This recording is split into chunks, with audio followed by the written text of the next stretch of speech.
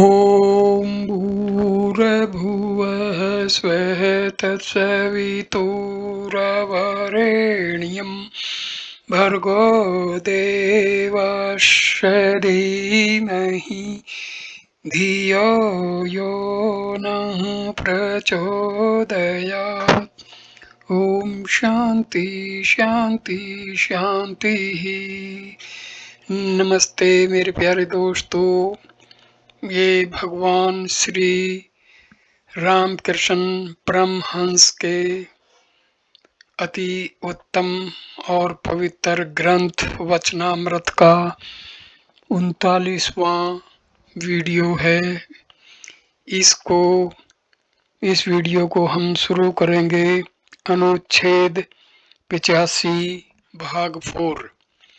ईश्वर दर्शन जीवन का उद्देश्य है, उपाय व्याकुलता।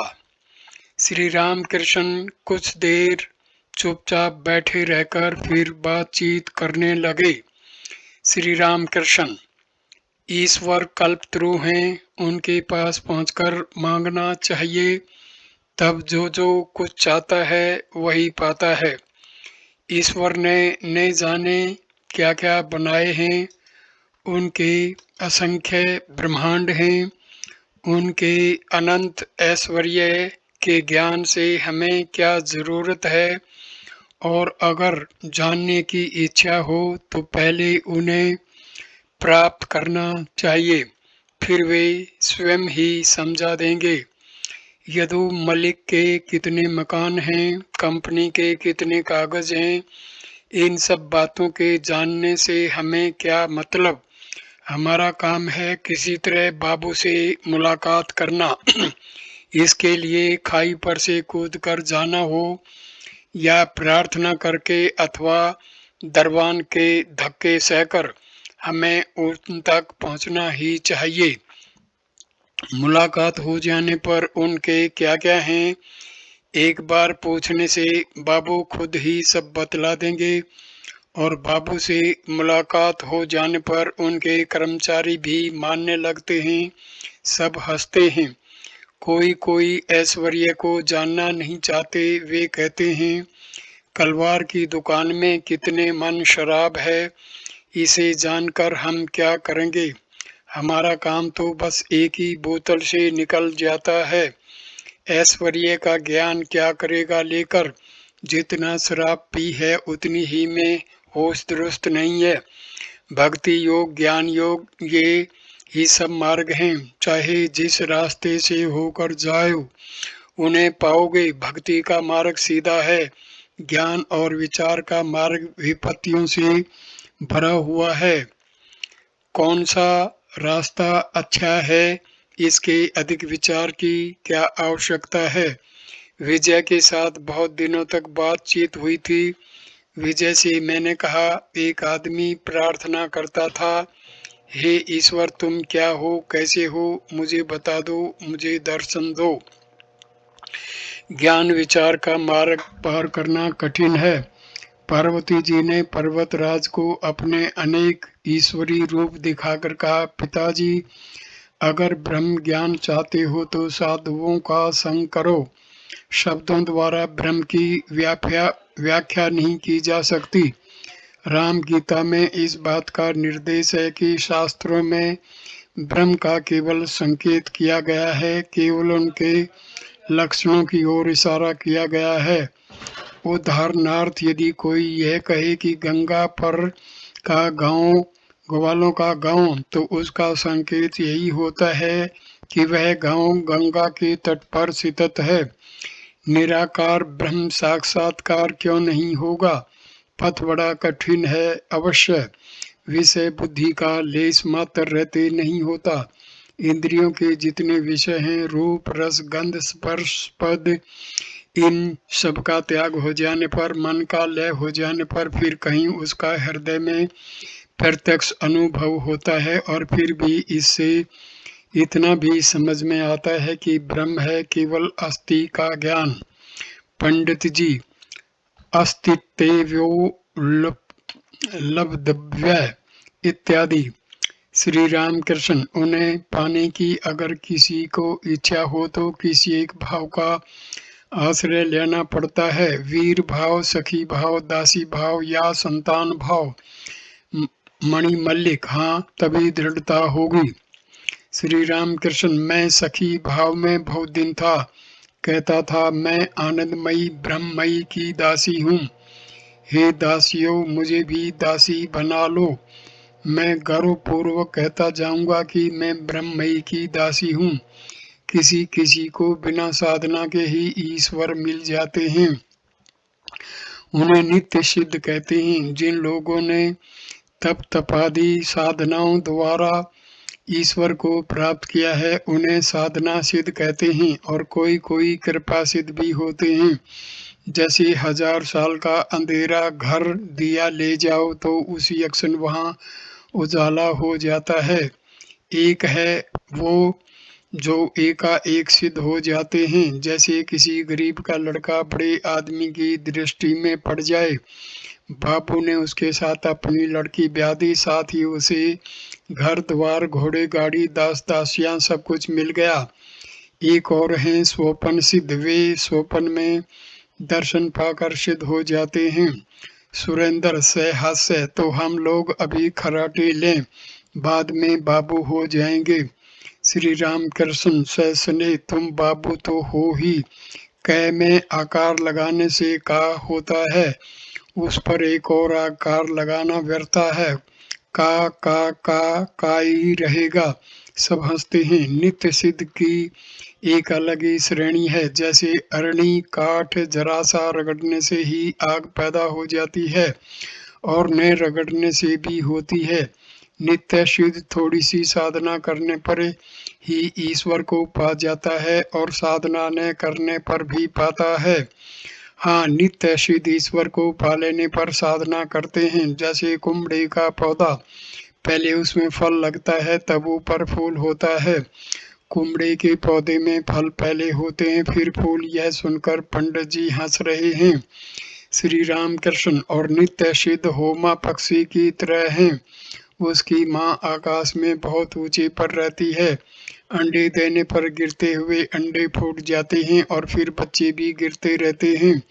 गिरते गिरते ही उनके पर निकल आते हैं और आंखें खुल जाती हैं, परंतु जमीन पर गिरकर कहीं चोट न लग जाए इस ख्याल से वे फिर सीधे ऊंचे की ओर अपनी माँ के पास उड़ने लगते हैं।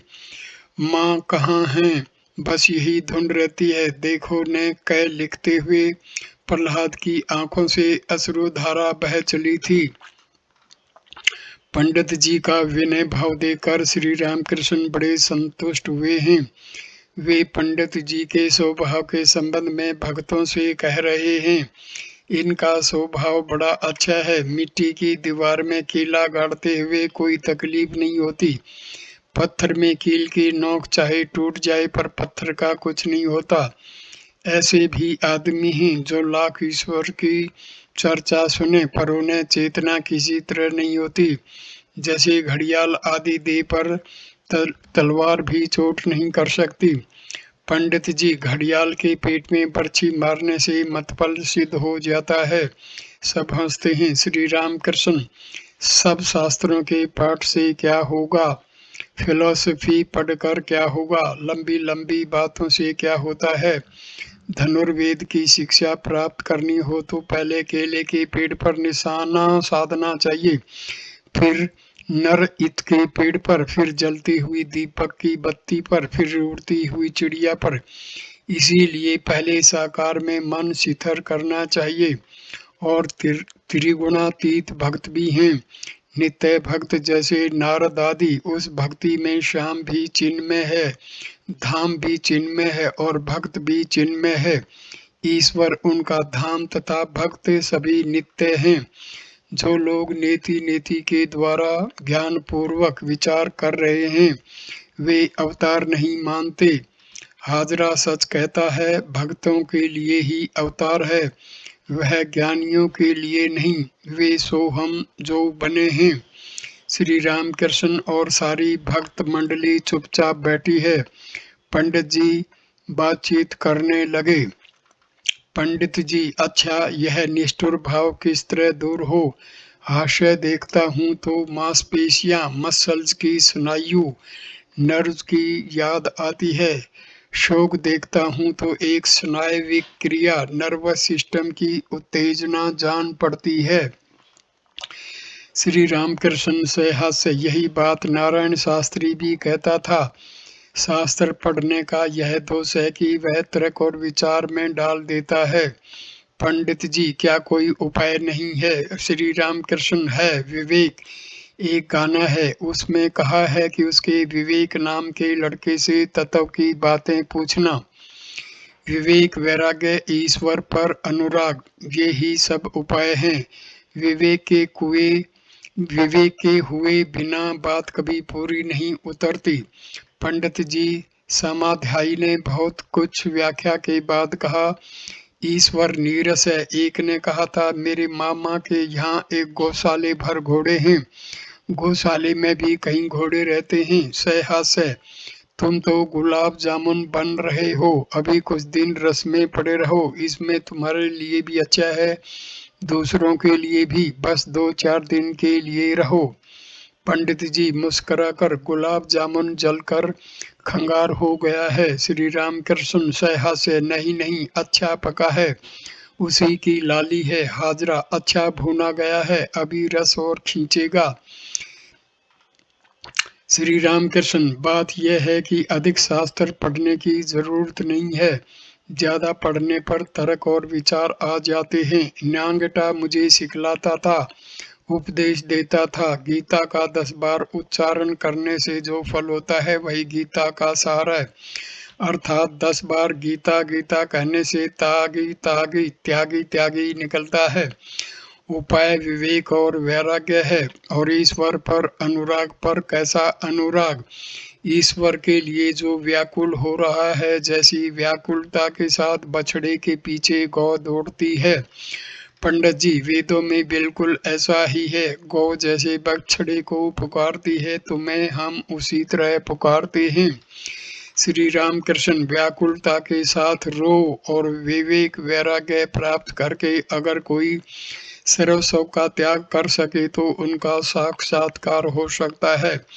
उस व्याकुलता के आने पर उन्माद की अवस्था हो जाती है। ज्ञान मार्ग में रहो चाहे भक्ति मार्ग में, दुर्वासा को ज्ञानोन्माद हो गया था। संसारियों के ज्ञान और सर्वत्यागियों के ज्ञान में बड़ा अंतर है। संसारियों का ज्ञान दीपक के प्रकाश के समान है, उससे घर के भीतर के अंश में ही उजाला होता है। उसके द्वारा अपनी देह, घर के काम, इनके अतिरिक्त और कुछ नहीं समझा जा सकता।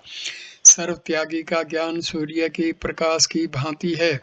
उस प्रकाश से घर का भीतर और बाहर सब प्रकाशित हो जाता है, सब देख लिया जाता है। चैतन्य देव का ज्ञान सौर ज्ञान था, ज्ञान सूर्य का प्रकाश था, और उनके भीतर भक्ति चंद्र की ठंडी किरणें भी थी।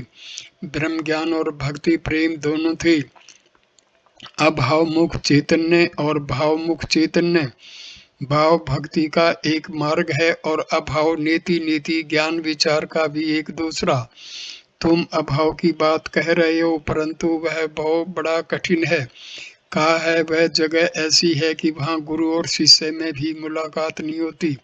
जनक के पास सुखदेव ब्रह्म ज्ञान के उपदेश के लिए गए। जनक ने कहा, पहले दक्षिणा दे दो, तुम्हें ब्रह्म ज्ञान हो जाने पर फिर तुम दक्षिणा थोड़े ही दोगे, क्योंकि तब गुरु और शिष्य में भेद ही नहीं रह जाता। भाव और अभाव सभी रास्ते हैं। मत जैसे अनंत हैं वैसे ही पथ अनंत हैं। परंतु एक बात है, कली काल के लिए नारदीय भक्ति का ही विधान माना जाता है।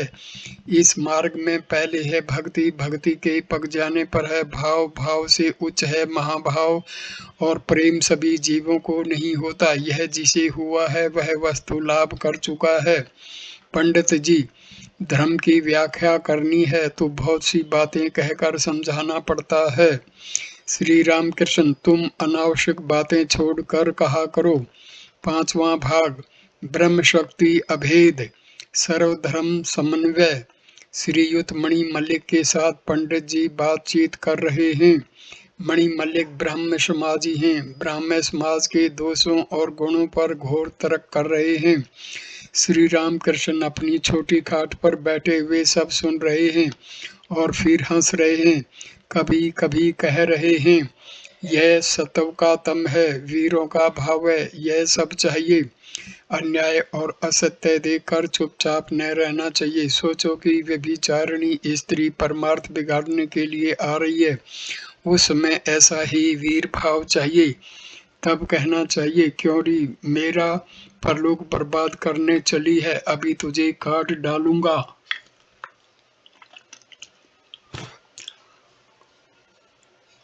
फिर हंसकर कह रहे हैं, मणि मल्लिक का ब्राह्म समाजी मत बहुत दिनों से है, उसके भीतर तुम अपना मत घुसेड़ने की कोशिश न करो। पुराने संस्कार कभी एकाएक छूट सकते हैं। एक हिंदू बड़ा भगत था, सदा जगदम्बा की पूजा करता और उनका नाम लेता था। जब मुसलमानों का राज्य हुआ तब उसे पकड़कर मुसलमानों ने मुसलमान बना लिया और कहा, अब तू मुसलमान हो गया, अब अल्लाह का नाम ले। अल्लाह का नाम जपा कर वह आदमी बड़े कष्ट से अल्लाह अल्लाह कहने लगा, परंतु फिर भी कभी कभी जगदम्बा का नाम निकल ही पड़ता था। तब मुसलमान उसे मारने दौड़ते। वह कहता था, दोहाई शेख जी, मुझे मारना नहीं, मैं तुम्हारे अल्लाह का नाम लेने की बड़ी कोशिश कर रहा हूँ, परंतु करूँ क्या, भीतर जगदम्बा जो समाई हुई है तुम्हारे अल्लाह को धक्का मारकर निकाल देती है। सब हंसते हैं। पंडित जी से हंसते हुए, मणि मल्लिक से कुछ मत कहना। बात यह है कि रुचि भेद है, जिसके पेट में जो कुछ फायदा पहुंचाए। अनेक धर्म और अनेक मतों की सृष्टि उन्होंने अधिकारी विशेष के लिए की है। सभी आदमी ब्रह्म ज्ञान के अधिकारी नहीं होते और यही सोचकर उन्होंने साकार पूजन की व्यवस्था की है। प्रकृति सबकी अलग अलग होती है और फिर अधिकार भेद भी है। सब लोग चुपचाप है। श्री राम कृष्ण पंडित जी से कह रहे हैं, अब जाओ देवताओं के दर्शन करो और बगीचा घूम घूम कर देख लो। दिन के 5 बजे होंगे। पंडित जी और उनके मित्र उठे, ठाकुर बाड़ी देखने जाएंगे। उनके साथ कोई कोई भगत भी गए। कुछ देर बाद मास्टर के साथ टहलते हुए श्री रामकृष्ण भी गंगा जी के किनारे नहाने के घाट की ओर जा रहे हैं। श्री रामकृष्ण मास्टर से कह रहे हैं, बाबूराम अब कहता है, लिख पढ़कर क्या होगा। गंगा के तट पर पंडित जी के साथ श्री रामकृष्ण की फिर भेंट हुई। श्री रामकृष्ण कह रहे हैं, काली के दर्शन करने नहीं गए, मैं तो इसीलिए आया हूँ। पंडित जी ने कहा, जी हाँ, चलिए दर्शन करो। श्री रामकृष्ण के चेहरे पर प्रसन्नता की झलक है। आंगन के भीतर से काली मंदिर जाते हुए कह रहे हैं, एक गाना है, यह कहकर मधुर कंठ से गा रहे हैं, मेरी माँ काली थोड़ी ही है, वह दिगंबरा मूर्ति काले रूप से ही हृदय पद्म को प्रकाशित कर देती है। चांदनी से आंगन में आकर फिर कह रहे हैं, घर में ज्ञानाग्नि प्रज्वलित करके ब्रह्मई का स्वरूप देखो। मंदिर में आकर श्री रामकृष्ण ने काली को भूमिष्ठ हो प्रणाम किया। माता के श्री चरणों पर जवा पुष्प तथा बिल्व दल शोभा दे रहे थे। त्रिनेत्रा भक्तों को स्नेह की दृष्टि से देख रही है। हाथों में वर और अभय है। माता बनारसी साड़ी और भांति भांति के अलंकार पहने हुए है। श्री मूर्ति के दर्शन कर भूधर के बड़े भाई ने कहा, मैं वह कुछ नहीं जानता, इतना ही जानता हूँ कि यह तो चिन्मयी है। ईश्वर लाभ और कर्म त्याग नई हंडी। श्री रामकृष्ण अब लौट रहे हैं। बाबू राम को उन्होंने बुलाया, मास्टर भी साथ हो लिए। शाम हो गई है। घर के पश्चिम वाले गोल बरामदे में आकर श्री रामकृष्ण बैठ गए। भावस्थ हैं। अवस्था अर्ध बाह्य है। पास ही बाबूराम और मास्टर हैं। आजकल श्री रामकृष्ण की सेवा ठीक से नहीं होती, उन्हें तकलीफ रहती है। आजकल रखाल नहीं रहते, कोई कोई हैं, परंतु वे श्री राम कृष्ण को उनकी सभी अवस्थाओं में छू नहीं सकते। श्री राम कृष्ण भावावस्था में कह रहे हैं, छू ना गए छू, अर्थात इस अवस्था में और किसी को छूने नहीं दे सकता। तू रहे तो अच्छा हो।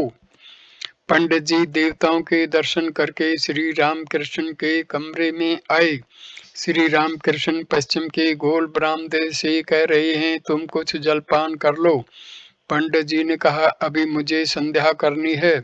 श्री राम कृष्ण भावावेश में मस्त होकर गाने लगे और उठकर खड़े हुए।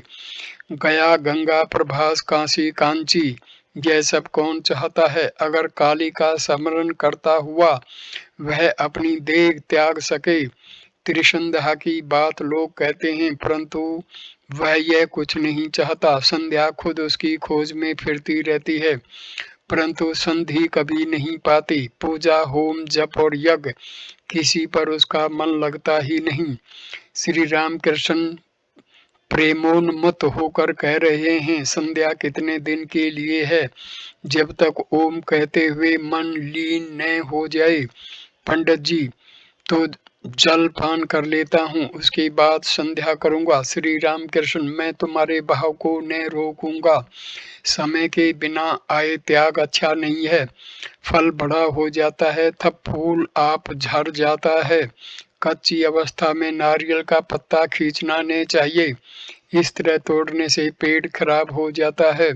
सुरेंद्र घर जाने के लिए तैयार हैं, मित्रों को अपनी गाड़ी पर ले जाने के लिए बुला रहे हैं। सुरेंद्र, महेंद्र बाबू चलिएगा। श्री राम कृष्ण की अब भी भावावस्था है, अभी तक पूरी प्राकृत अवस्था नहीं आई। वे उसी अवस्था में सुरेंद्र से कह रहे हैं, तुम्हारा घोड़ा जितना खींच सके उससे अधिक लोगों को न बैठाना। सुरेंद्र प्रणाम करके चले गए। पंडित जी संध्या करने लगे। मास्टर और बाबूराम कलकत्ता जाएंगे। श्री राम कृष्ण को प्रणाम कर रहे हैं। श्री राम कृष्ण अब भी भावावेश में हैं। श्री राम कृष्ण, मास्टर से बात नहीं निकलती, जरा ठहरो अभी। मास्टर बैठे। श्री राम कृष्ण की क्या आज्ञा होती है, इसकी प्रतीक्षा कर रहे हैं।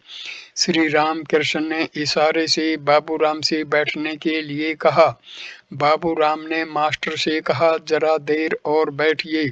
श्री राम कृष्ण ने बाबूराम से हवा करने के लिए कहा। बाबूराम पंखा झल रहे हैं और मास्टर भी।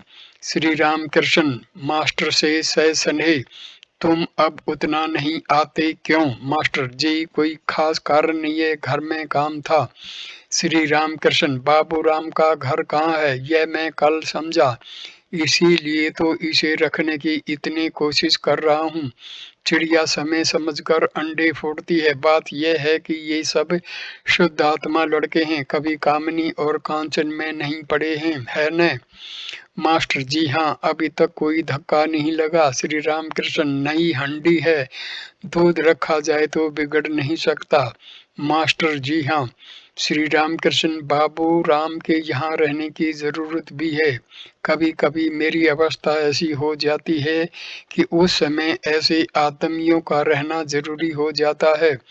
उसने कहा है, धीरे धीरे रहूंगा, नहीं तो घर वाले शोरगुल मचाएंगे। मैंने कहा है, शनिवार और रविवार को आ जाया करो। इधर पंडित जी संध्या करके आ गए, उनके साथ भूधर और बड़े भाई भी थे। पंडित जी अब जलपान करेंगे। भूधर के बड़े भाई कह रहे हैं, हम लोगों का क्या होगा, जरा कुछ आज्ञा कर दीजिए। श्री राम कृष्ण, तुम लोग मुमुक्षु हो, व्याकुलता के होने से ईश्वर मिलते हैं। श्राद्ध का अन्न खाया करो। संसार में व्यभिचारिणी स्त्री की तरह होकर रहो। व्यभिचारिणी स्त्री घर का सब काम बड़ी प्रसन्नता से करती है, परंतु उसका मन दिन रात उसके यार के साथ रहता है। संसार का काम करो, परंतु मन ईश्वर पर रखो। पंडित जी जलपान कर रहे हैं। श्री राम कृष्ण कहते हैं, आसन पर बैठकर खाओ। उन्होंने पंडित जी से फिर कहा, तुमने गीता पढ़ी होगी, जिसे सब लोग माने उसमें ईश्वर की विशेष शक्ति है। पंडित जी, यद्यत विभूति मत सत्वम श्री दुर्जित मेव वा। श्री रामकृष्ण, तुम्हारे भीतर अवश्य ही उनकी शक्ति है। पंडित जी, जो व्रत मैंने लिया है, क्या इसे अध्यवसाय के साथ पूरा करने की कोशिश करूं? श्री रामकृष्ण ने जैसे अनुरोध की रक्षा के लिए कहा, हाँ होगा, परंतु इस बात को दबाने के लिए दूसरा प्रसंग उठा दिया। श्री रामकृष्ण, शक्ति को मानना चाहिए। विद्यासागर ने कहा, क्या उन्होंने किसी को ज्यादा शक्ति भी दी है? मैंने कहा, नहीं तो फिर एक आदमी 100 आदमियों को कैसे मार डालता है? क्वीन विक्टोरिया का इतना मान, इतना नाम क्यों है? अगर उनमें शक्ति न होती। मैंने पूछा, तुम ये मानते हो या नहीं? तब उसने कहा, हाँ मानता हूँ। पंडित जी उठे और श्री रामकृष्ण को भूमिष्ठ हो प्रणाम किया। साथ वाले उनके मित्रों ने भी प्रणाम किया। श्री रामकृष्ण कहते हैं, फिर आना। गंजेड़ी गंजेड़ी को देखता है तो खुश होता है, कभी तो उसे गले से लगा लेता है। दूसरे आदमी देखकर मुंह छिपाते हैं। गाय अपने साथ की गायों को देखती है तो उनकी देह चाटती है, पर दूसरी गायों को सिर से ठोकर मारती है। सब हंसते हैं। पंडित जी के चले जाने पर श्री रामकृष्ण हंस हंस कर कह रहे हैं, डायल्यूट मुग्ध हो गया है। एक ही दिन में देखा कैसा विनय भाव है और सब बातें समझकर ग्रहण कर लेता है। आषाढ़ की शुक्ला सप्तमी है। पश्चिम वाले बरामदे में चांदनी छिटक रही है। श्री रामकृष्ण अब भी वहीं बैठे हैं।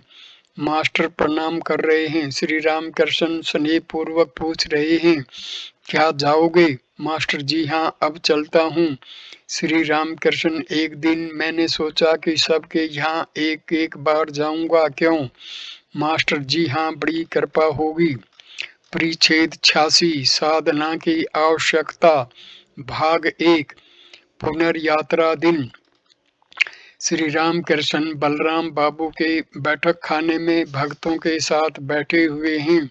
श्री मुख पर प्रसन्नता झलक रही है। भक्तों से बातचीत कर रहे हैं। आज रथ की पुनर्यात्रा है। दिन बृहस्पति है। 3 जुलाई 1884, आषाढ़ की शुक्ला दशमी। श्री युत बलराम के यहाँ जगन्नाथ जी की सेवा होती है। एक छोटा सा रथ भी है। उन्होंने पुनर्यात्रा के उपलक्ष्य में श्री रामकृष्ण को निमंत्रण भेजा था। यहाँ छोटा रथ घर के बाहर वाले 2 मंजिले बरामदे में चलाया जाता है। गत 25 जून बुधवार को रथ यात्रा का प्रथम दिन था। श्री रामकृष्ण ने श्रीयुत ईशान मुखोपाध्याय के यहाँ आकर निमंत्रण स्वीकार किया था। उसी दिन पिछले पहर कॉलेज स्ट्रीट में भूधर के यहाँ पंडित शशधर के साथ उनकी पहली मुलाकात हुई थी। 3 दिन की बात है। दक्षिणेश्वर में शशधर श्री रामकृष्ण से मिले थे। श्री रामकृष्ण की आज्ञा पाकर बलराम ने आज शशधर को न्योता भेजा है। पंडित जी हिंदू धर्म की व्याख्या करके लोगों को शिक्षा देते हैं। श्री रामकृष्ण भक्तों के साथ बातचीत कर रहे हैं। पास ही राम, मास्टर बलराम, मनमोहन, कई बालक भक्त, बलराम के पिता आदि बैठे हैं। बलराम के पिता वैष्णव हैं, बड़े निष्ठावान हैं। वे प्राय वृंदावन में अपने ही प्रतिष्ठित कुंज में अकेले रहते हैं और श्री श्याम सुंदर विग्रह की सेवा करते हैं। वृंदावन में वे अपना सारा समय देव सेवा में ही लगाते हैं। कभी कभी चैतन्य चरितामृत आदि भक्त ग्रंथों का पाठ करते हैं। कभी किसी भक्ति ग्रंथ की दूसरी लिपि उतारते हैं। कभी बैठे हुए स्वयं ही फूलों की माला तैयार करते हैं। कभी वैष्णवों का निमंत्रण करके उनकी सेवा करते हैं। श्री रामकृष्ण के दर्शन करने के लिए बलराम ने उन्हें पत्थर पर पत्थर भेजकर कलकत्ते बुलाया है। सभी धर्मों में सांप्रदायिक भाव है, खासकर वैष्णवों में। दूसरे मत वाले एक दूसरे से विरोध करते हैं। वे समन्वय करना नहीं जानते। यही बात श्री रामकृष्ण भक्तों से कह रहे हैं। श्री रामकृष्ण बलराम के पिता और दूसरे भक्तों से वैष्णव का एक ग्रंथ है भक्तमाल, बड़ी अच्छी पुस्तक है। भक्तों की सब बातें उसमें हैं, परंतु एक ही ढर्रे की है। एक जगह भगवती को विष्णु मंत्र दिला जाता है, तब पिंड छोड़ा जाता है। मैंने वैष्णव चरण की बड़ी तारीफ करके सेजो बाबू के पास बुलवाया था। सेजो बाबू ने खूब खातिर की, चांदी के बर्तन निकालकर उन्हीं में उनको जलपान कराया। फिर जब बातें होने लगी तब उसने सेजो बाबू के सामने कह डाला, हमारे केशव मंत्र के बिना कुछ होने जाने का नहीं। सेजो बाबू देवी के उपासक थे, इतना सुनते ही उनका मुंह लाल हो गया। मैंने वैष्णव चरण का हाथ दबा दिया। सुना है कि श्रीमद् भागवत जैसे ग्रंथ में भी इस तरह की बातें हैं। केशव का मंत्र बिना लिए भवसागर के पार जाना, कुत्ते की पूंछ पकड़कर महासमुद्र पार करना है। भिन्न भिन्न मत वालों ने अपने ही मत को प्रधान बतलाया है। शाक्त भी वैष्णवों को छोटा सिद्ध करने की चेष्टा करते हैं। श्री कृष्ण भव नदी के नाविकें पार कर देते हैं। इस पर शाक्त लोग कहते हैं, हाँ यह बिल्कुल ठीक है, क्योंकि हमारी माँ राजराजेश्वरी हैं, भला वे कभी खुद आकर पार कर सकती हैं। कृष्णा को पार करने के लिए नौकर रख लिया है। सब हंसते हैं। अपने मत पर लोग अहंकार भी कितना करते हैं। उस देश कामार पुकुर श्याम बाजार आदि स्थानों में कोरी बहुत हैं। उनमें बहुत से वैष्णव हैं। वे बड़ी लंबी लंबी बातें मारते हैं, कहते हैं, अरे ये किस विष्णु को मानते हैं, पाता पालन करता विष्णु को, उसे तो हम लोग छुए भी नहीं। कौन शिव, हम लोग तो आत्माराम शिव, आत्मा रामेश्वर शिव को मानते हैं। कोई दूसरा बोल उठा, तुम लोग समझाओ भी तो, किस हरि को मानते हो? इधर कपड़ा बुनते हो, उधर इतनी लंबी लंबी बातें। रति की माँ रानी कात्यायनी की सहचरी हैं, वैष्णव चरण के दल की है, कट्टर वैष्णवी। यहाँ बहुत आया जाया करती थी, भक्ति का खूब दिखलावा था। जो ही मुझे उसने काली का प्रसाद पाते हुए देखा कि भागी। जिसने समन्वय किया है वही मनुष्य है। अधिकतर आदमी एक खास ढर्रे के होते हैं, परंतु मैं देखता हूँ सब एक हैं। शाक्त वैष्णव वेदांत मत सब उसी एक को लेकर है। जो साकार हैं वे ही निराकार हैं, उन्हीं के अनेक रूप हैं। निर्गुण मेरे पिता हैं, सगुण मेरी माँ। मैं किसकी निंदा करूं और किसकी वंदना, दोनों ही पलड़े भारी हैं। वेदों में जिनकी बात है उन्हीं की बात तंत्रों में है, और पुराणों में भी उसी एक सच्चिदानंद की बातें हैं। जो नित्य हैं, लीला भी उन्हीं की है। वेदों में ओम सच्चिदानंद ब्रह्म, तंत्रों में है ओम सच्चिदानंद शिव है, शिव है केवल है शिव है। पुराणों में है ओम सच्चिदानंद कृष्ण है। उसी एक सच्चिदानंद की बात वेदों पुराणों और तंत्रों में है। और वैष्णव शास्त्र में भी कि कृष्ण स्वयं काली हुए थे। भाग 2, श्री राम कृष्ण की परमहंस अवस्था, बालकवत और उन्मादवत। श्री राम कृष्ण जरा बरामदे की ओर जाकर फिर कमरे की ओर चले आए। बाहर जाते समय विश्वम्भर की लड़की ने उन्हें नमस्कार किया था। उसकी उम्र 6-7 साल की होगी। कमरे में उनके चले जाने पर लड़की उनसे बातचीत कर रही है। उसके साथ और भी 2-3 उसी की उम्र के लड़के लड़कियां हैं। विश्वम्भर की लड़की श्री राम कृष्ण से, मैंने तुम्हें नमस्कार किया, तुमने देखा भी नहीं।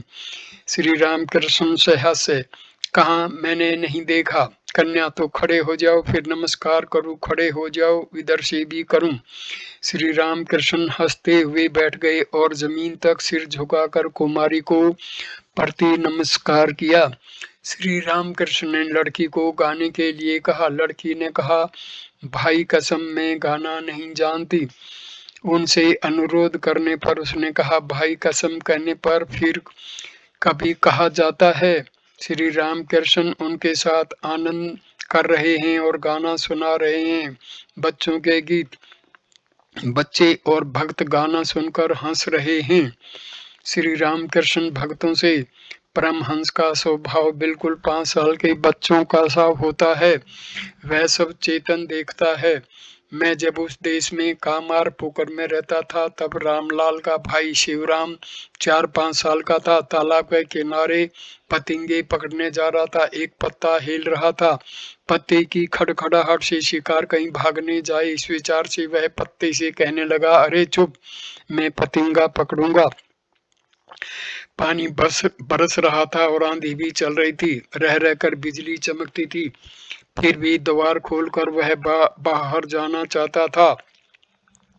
डांटने पर फिर बाहर नहीं गया। झांक झांक कर देखने लगा। बिजली चमक रही थी तो कहा, चाचा फिर चकमकी घिस रहा है।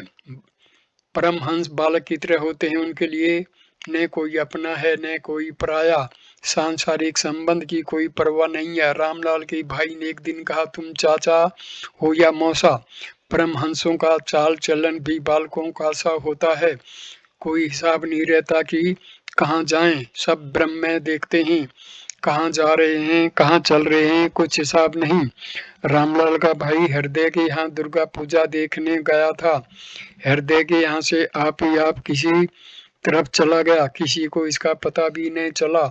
4 वर्ष के लड़के को देखकर लोग पूछने लगे, तू कहाँ से आ रहा है। वह कुछ नहीं कह सकता था। उसने सिर्फ कहा, चाला, अर्थात जिस 8 चाले में पूजा हो रही है। जब लोगों ने पूछा तू किसके यहाँ से आ रहा है, तब उसने कहा, दादा।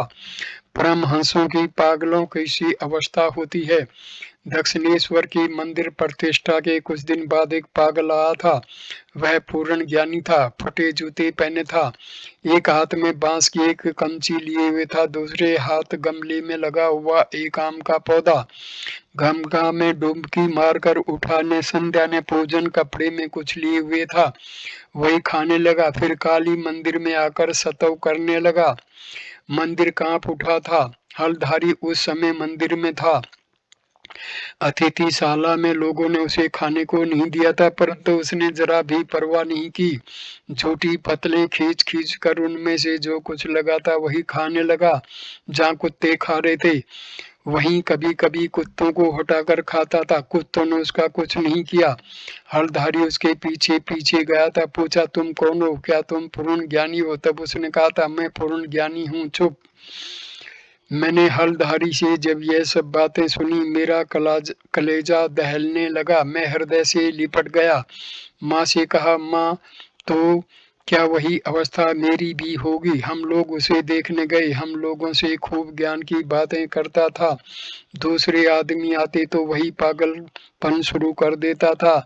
जब वह गया तब हलधारी बहुत दूर तक उसके साथ गया था। फाटक पार करते समय उसने हलधारी से कहा था, तुझे मैं क्या कहूँ। जब तलैया और गंगा जी के पानी में भेद बुद्धि न रह जाए तब समझना कि पूर्ण ज्ञान हुआ। इतना कहकर उसने अपना सीधा रास्ता पकड़ा। पांडित्य की अपेक्षा तपस्या का प्रयोजन साधना। श्री रामकृष्ण मास्टर जी से बातचीत कर रहे हैं। पास ही भक्तगण भी बैठे हैं। श्री रामकृष्ण मास्टर से, शशधर को तुम क्या समझते हो। मास्टर जी, बहुत अच्छा। श्री रामकृष्ण, बड़ा बुद्धिमान है ने। मास्टर जी, हाँ, उसमें खूब पांडित्य है। श्री रामकृष्ण, गीता का मत है जिसे बहुत से लोग मानते हैं, जानते हैं, उसके भीतर ईश्वर की शक्ति है, परंतु शशधर के कुछ काम बाकी हैं। सूखे पंडित से क्या होगा। कुछ तपस्या चाहिए, कुछ साधना चाहिए। गौड़ी पंडित ने साधना की थी। जब वह स्तुतियां पढ़ता था, ओम निरालंबो लंबोदर, तब अन्य पंडित कैंचवे हो जाते थे। नारायण शास्त्री भी केवल पंडित नहीं, उसने भी साधना की है। नारायण शास्त्री 25 साल तक एक ही भाव में पढ़ा था। 7 साल तक सिर्फ न्याय पढ़ा था। फिर भी हर हर कहते ही भाव मगन हो जाता था। जयपुर के महाराजा ने उसे अपने सभा पंडित बनाना चाहा था। उसने वह काम मंजूर नहीं किया। दक्षिणेश्वर में प्राय आकर रहता था। वशिष्ठ आश्रम जाने की उसकी बड़ी इच्छा थी। तपस्या करने के लिए जाने की बात प्राय मुझसे कहा करता था। मैंने उसे वहां जाने के लिए मना किया। तब उसने कहा, किसी दिन दम खत्म हो जाएगा, फिर साधना कब करूंगा।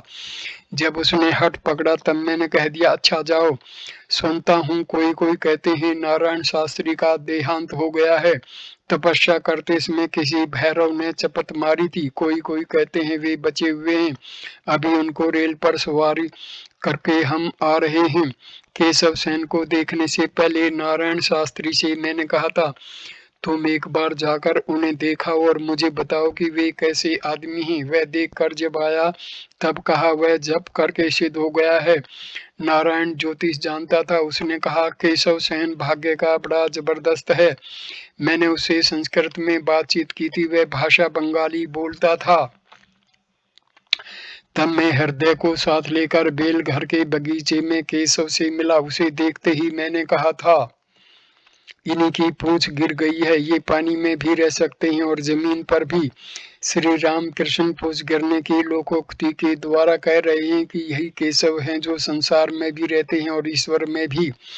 मेरी परीक्षा लेने के लिए 3 ब्रह्म समाजियों को केशव ने काली मंदिर भेजा। उनमें प्रसन्न भी था। बात यह थी कि वे रात दिन मुझे देखेंगे और केशव के पास खबर भेजते रहेंगे। मेरे घर में रात को सोए बस दया में करते थे और मुझसे कहते थे, तुम केशव बाबू की पैरवी करो तो तुम्हारे लिए अच्छा होगा। मैंने कहा, मैं साकार जो मानता हूँ। उन्होंने दया में कहना नहीं छोड़ा। तब मेरी एक दूसरी अवस्था हो गई। उस अवस्था में मैंने कहा, हटो यहाँ से। घर के भीतर मैंने उन्हें किसी तरह न रहने दिया। वे सब बरामदे में पड़े रहे। कप्तान ने भी जिस दिन मुझे पहले पहल देखा उस दिन रात को यहीं रह गया। नारायण जब था तब एक दिन माइकल आया था। माथुर बाबू का बड़ा लड़का द्वारका बाबू से अपने साथ ले आया था। मैगजीन के साहब के साथ मुकदमा होने वाला था। इस पर सलाह लेने के लिए बाबू ने माइकल को बुलाया था। दफ्तर के साथ ही बड़ा कमरा है, वही माइकल से मुलाकात हुई थी। मैंने नारायण शास्त्री को बातचीत करने के लिए कहा। संस्कृत में माइकल अच्छी तरह बातचीत नहीं कर सका। तब भाषा बंगला में भी बातचीत हुई। नारायण शास्त्री ने पूछा, तुम अपना धर्म क्यों छोड़ा। माइकल ने पेट दिखाकर कहा, पेट के लिए छोड़ना पड़ा। नारायण शास्त्री ने कहा, जो पेट के लिए धर्म छोड़ता है उससे क्या बातचीत करूं। तब माइकल ने मुझसे कहा, आप कुछ कहिए। मैंने कहा, न जाने क्यों मेरा कुछ बोलने की इच्छा नहीं होती। किसी ने मेरा मुंह जैसे दबा रखा हो। श्री रामकृष्ण के दर्शनों के लिए चौधरी बाबू के आने की बात थी। मनोमोहन चौधरी नहीं आएंगे। उन्होंने कहा है फरीदपुर का वह ससदर जाएगा, अतएव मैं न जाऊंगा। श्री रामकृष्ण कैसा नीच प्रकृति है, विद्या का अहंकार दिखलाता है। उधर दूसरा विवाह किया है, संसार को तिनके के बराबर समझने लगा है। चौधरी ने एमए पास किया है। पहली स्त्री की मृत्यु होने पर बड़ा वैराग्य था। श्री रामकृष्ण के पास दक्षिणेश्वर में प्राय जाता था। उसने दूसरा विवाह किया है, 300-400 रुपया महीना पाता है। श्री रामकृष्ण भक्तों से इस कामनी कांचन की आसक्ति ने आदमी को नीच बना डाला है। हरमोहन जो पहले आया था तब उसके लक्षण बड़े अच्छे थे। उसे देखने के लिए मेरा जी व्याकुल हो जाता था। तब उसकी उम्र 17-18 की रही होगी। मैं अक्सर उसे बुला भेजता था पर वह न आता था। अब बीबी को लेकर अलग मकान में रहता है। जब अपने मामा के यहाँ रहता था तब बड़ा अच्छा था, संसार की कोई झंझट न थी। अब अलग मकान लेकर रोज बीबी के लिए बाजार करता है। सब हंसते हैं। उस रोज वहां गया था। मैंने कहा, जा यहाँ से चला जा, तुझे छूते मेरी देह किस तरह की हो जाती है। कर्ता भजा चंद्र चटर्जी आए हैं। कर्ता भजा चंद्र चटर्जी आए हैं। उम्र 60-65 की होगी। मुख पर कर्ता भजा वालों के श्लोक रहते हैं। श्री रामकृष्ण के पैर दबाने के लिए जा रहे थे। उन्होंने पैर छूने ही नहीं दिए। हंसकर कहा, इसमें तो खूब हिसाबी बातें कर रहा है। भक्तगण हंसने लगे।